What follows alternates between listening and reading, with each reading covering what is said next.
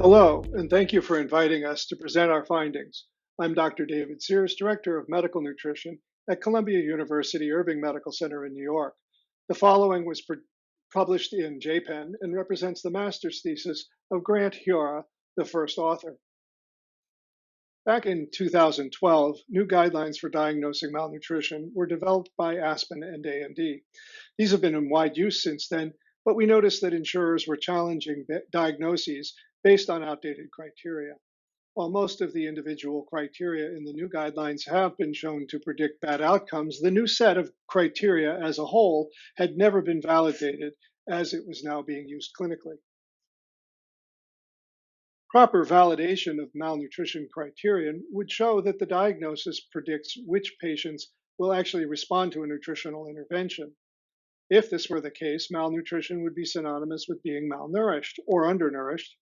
However, this is not how the diagnosis of malnutrition is treated by insurers. Rather, it is treated as a syndrome that predicts poor outcomes and more complex care, thus justifying increased reimbursement for care of patients who have malnutrition. Ideally, diagnosing malnutrition should identify those for whom nutrition interventions should be offered. In the absence of that, the syndrome can be used to identify sicker and more complex patients.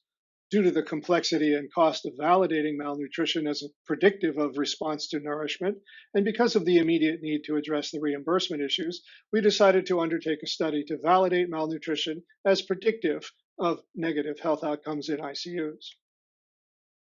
We identified all ICU admissions during a one-year period. We then identified all patients diagnosed with malnutrition using the new criteria and validated that the diagnosis or lack of diagnosis conformed to the criteria in a small random sample. We analyzed length of stay and mortality and the impact of numerous demographic, socioeconomic, and medical factors, including the type of ICU. During this period, there were 5,606 individual patients. Readmissions were excluded.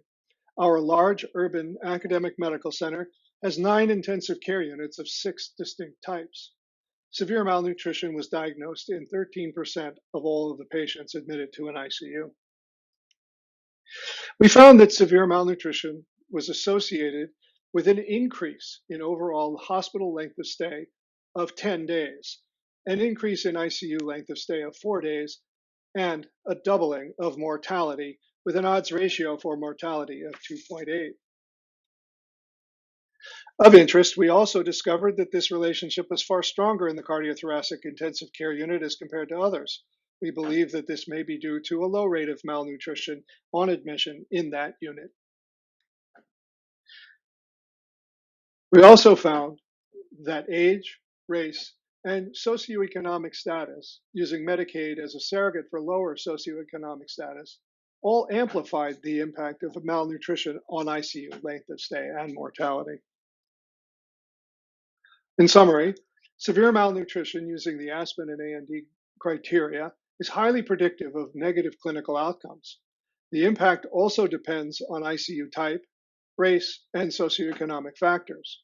It should be noted that this does not validate the Aspen and guideline criteria as predictive of response to nutritional intervention. Rather, it validates it as a score for severity of illness and the likelihood of prolonged length of stay or mortality.